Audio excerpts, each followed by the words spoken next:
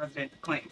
The video showed images of crosses in South Africa about white farmers who have been killed and politically persecuted because of the color of their skin.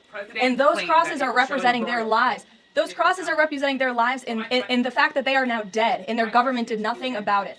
Are you disputing that there's no... The fact that the video showed what the president claimed it showed, because it did not show that. But even more, what I'm asking you is who at the White House... No, it did show that. It showed white crosses representing people who have perished because of racial persecution. Verifies the video that the president shows, and what protocols are in place when there's unsubstantiated information being put out for the world and world leaders to Yamish, show? what's unsubstantiated about the video? Yamish, good to see you. Thanks for taking the question. Sure. The president showed a video that he said showed more than 1,000 burial sites of white South Africans that he said were murdered. We know that that was not true and that the video wasn't showing that. So I wonder, why did the president choose to show that? What's not true, Yamish? It's not true that the video was showing a burial site. It is unsubstantiated that that's the case. No, it is true that that video showed the crosses that represent... What the president claimed. The video showed images of crosses in South Africa about white farmers who have been killed and politically persecuted because of the color of their skin. And those crosses are representing their lives. Those crosses are representing their lives in the fact that they are now dead and their government did nothing about it. Are you disputing that there's no... The fact that the video showed what the president claimed it showed, because it did not show that. But even more, what I'm asking you is who at the White House... No, it did show that. It showed white crosses representing people who have perished because of racial persecution. Verifies the videos that the president shows, and what protocols are in place when there's unsubstantiated information being put out for the world and world leaders to show? Yamish, what's unsubstantiated about the video? The video shows crosses that represent the dead bodies of people who were racially persecuted by their government. In fact, the Associated Press, of all places, has a picture of that very monument, and the caption from the Associated Press is, "Each cross marks a white farmer who has been killed in a farm murder." So it is substantiated, not just by that video and the physical evidence that everybody saw on display in the Oval Office, but also by another outlet in this room, the Associated Press. So you should take it up with them if you believe the claim is unsubstantiated, and that's a ridiculous line of questioning. Garrett, go ahead. Caroline, you guys are very proud of your record on transparency. I have two transparency-related questions for you. Sure. On the president's dinner tonight, will the White House commit to making a list of the attendees public so people can see who's paying for that kind of access to the president? Well, as you know, Garrett, this question has been raised with the president. I have also addressed the dinner tonight. The president is attending it in his personal time. It is not a White House dinner. It's not taking place here at the White House. But certainly I can raise that question and try to get you an answer for it. Okay, and on the Qatari aircraft, the Air Force has said they're going to classify all the information about the work that has to get done to bring it up to snuff to be Air Force One. Previous Air Force One contracts, including the one that the president entered into in 2018, are public. That's available knowledge. Will the White House commit to releasing who's doing that work and the cost of that work? I understand that some elements might be classified about specific systems, but will you commit to releasing that basic information so people can see ultimately what this costs? Well, Garrett, as you know, that's a question for the Department of Defense and the United States Air Force, who is accepting this jet as part of their fleet. Declassify anything he wants. Well, you'll have to ask the Department of Defense and the United States Air Force, who is accepting this jet as part of its fleet. Peter.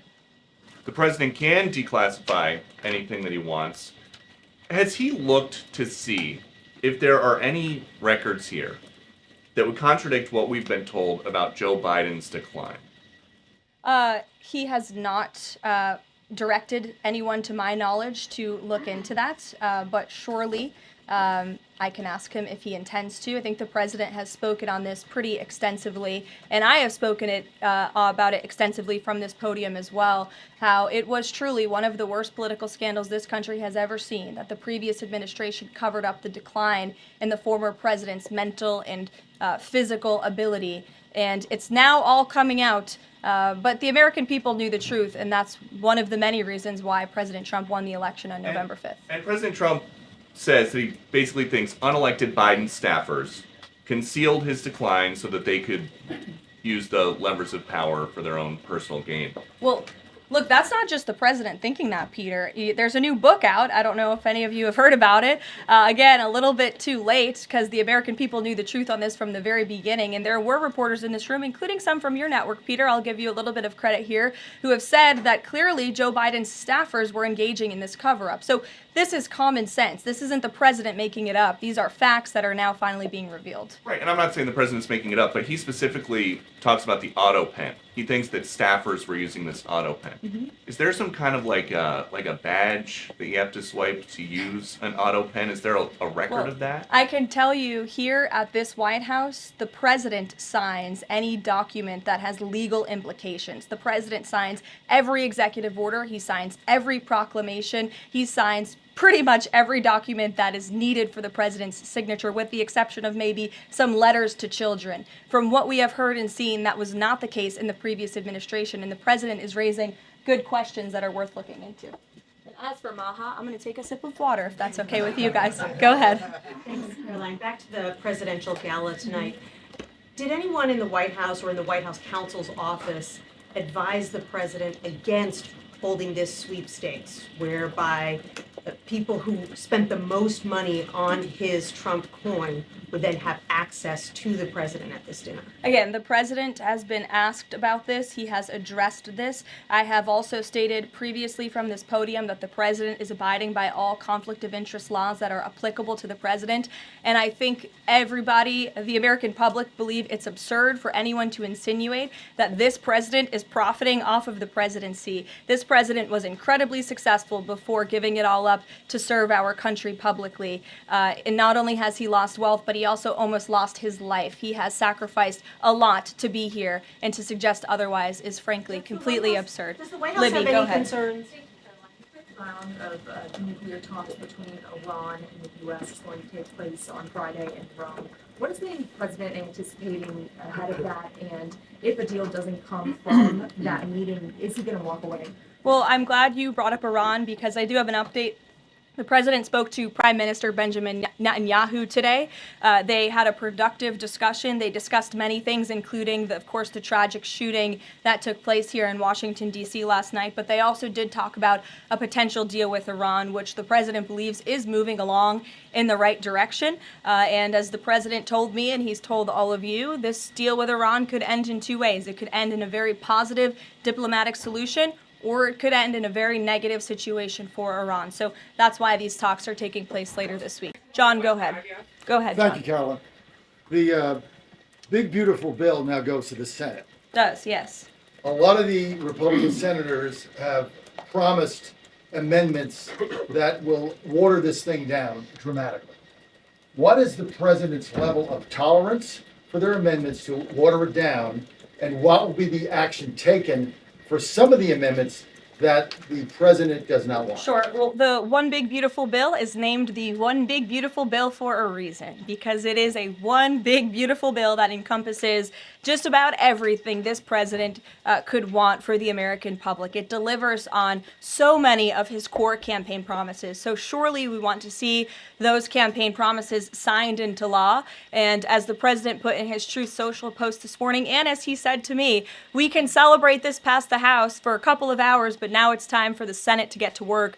The president has a great relationship with Senate Majority Leader Thune, and of course so many friends on the Senate side of the Hill, and he's expecting them to get busy on this bill and send it to his desk as soon as possible. Phil. Thank you. Given that the president said the other day the SALT cap, we don't want to benefit Democratic governors.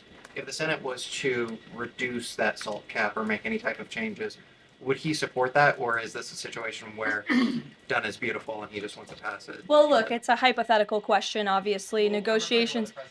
Well, correct. And the bill passed, didn't it? So now it's off to the Senate, where additional negotiations will take place, and we'll see how it goes. Michael. Thank you, Caroline. Two questions on the beautiful bill. One of the campaign promises from President Trump was no tax on Social Security. Now, due to congressional rules, that wasn't able to be included in this bill.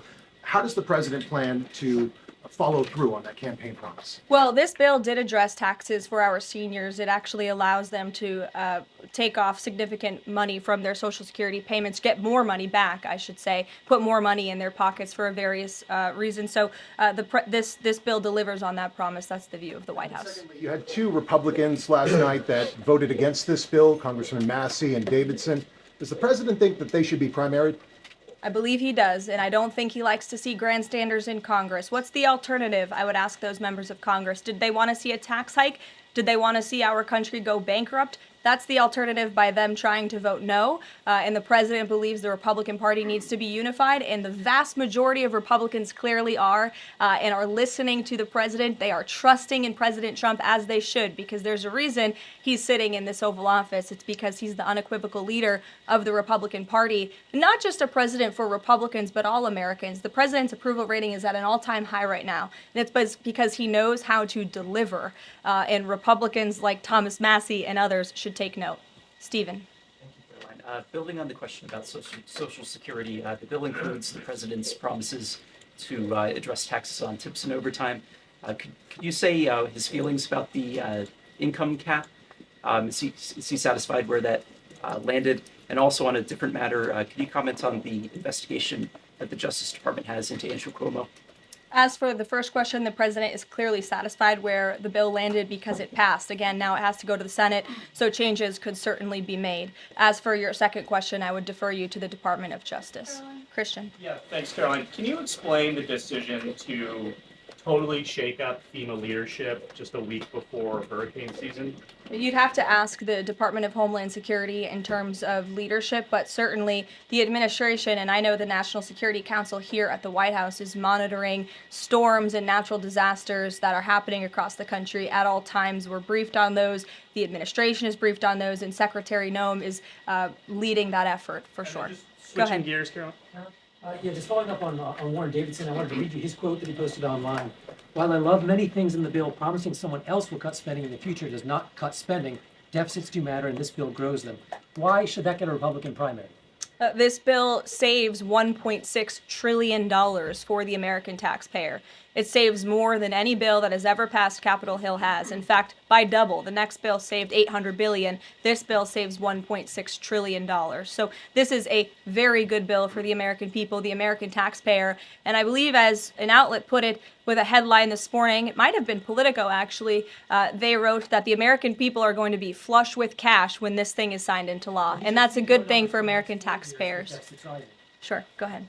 Caroline, what is the president doing to win Senate passage by July 4th? And does that include work to eliminate carried interest and make business tax cuts permanent? Where is he on those issues? Well, look, this bill literally just passed the House of Representatives. So now our team is suiting up for discussions with the Senate side of Capitol Hill. The president again said this morning he hopes to see this bill at his desk as soon as possible, and he'll be engaged in the process to get it through the Senate, just like he was to get it through the House of Representatives. What kind of assurances did he give the Freedom Caucus members to kind of ensure that this would get through last night? Was changes to Fannie Mae and Freddie Mac part of that equation, changes administratively to Medicaid as well? Well, I was in that meeting yesterday with the president and House Freedom Caucus, and he told them how he wants to be a cheerleader for them, a cheerleader for the Republican Party, and for the country. And Republicans faced a pivotal moment yesterday. They could have voted to bankrupt the country and increase taxes by $4 trillion, or they could vote for this one big, beautiful bill which cuts taxes and saves American taxpayers money. And he put that proposition before them, and clearly they heeded the call because the bill passed last night. Sure. Caroline, so on the or this morning, rather. Every day is going into the next. Go ahead. The Netanyahu call.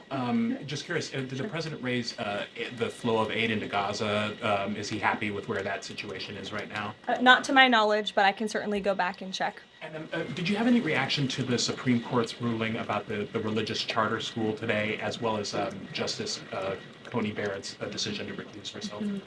We'll get you an answer on that case specifically. Sure.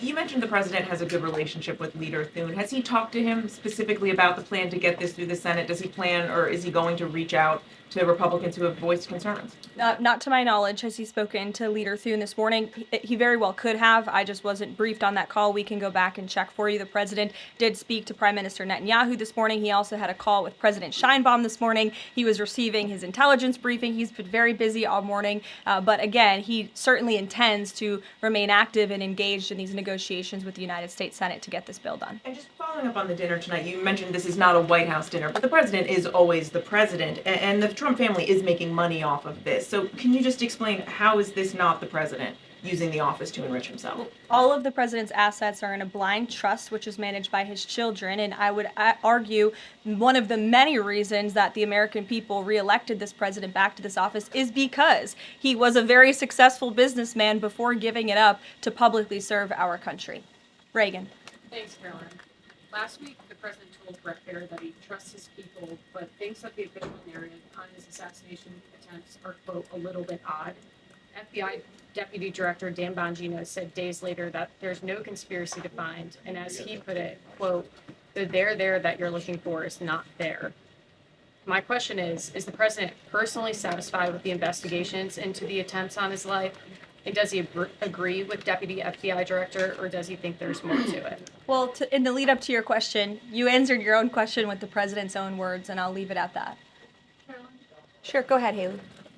Thanks, Carolyn. Haley, go ahead. Oh, thanks. I wanted to follow up on his call with Prime Minister Netanyahu in his effort to deal with Iran. Does he feel like he has the Prime Minister's support in this effort at this point, or did the Prime Minister raise concerns to him in this conversation?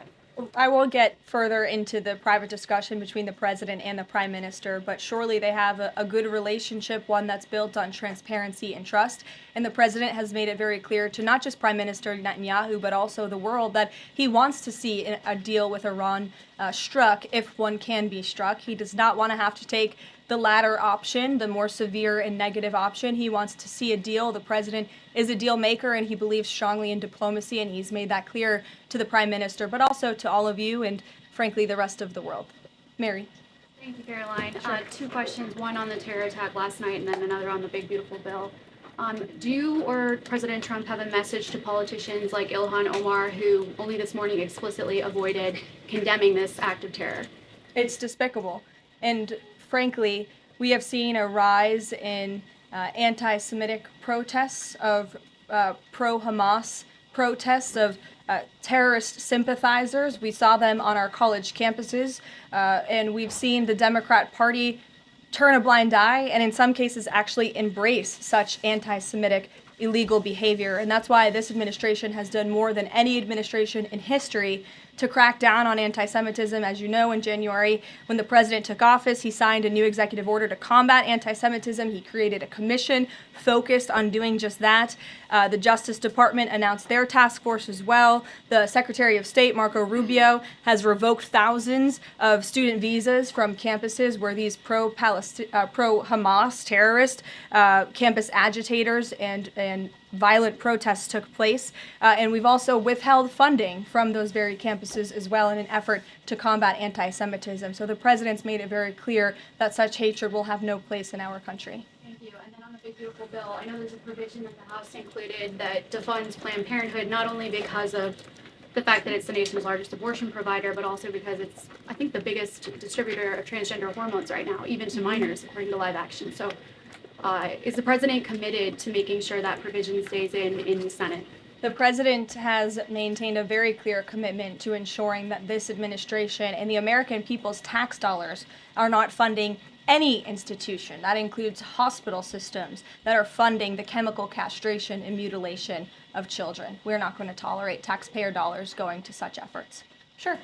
Thanks, Caroline. You mentioned at the top of the briefing that the migrants were to be sent to a third country. I was just wondering, could you share any more on, which countries the administration has struck these agreements with, and what that agreement with South Sudan specifically looks like?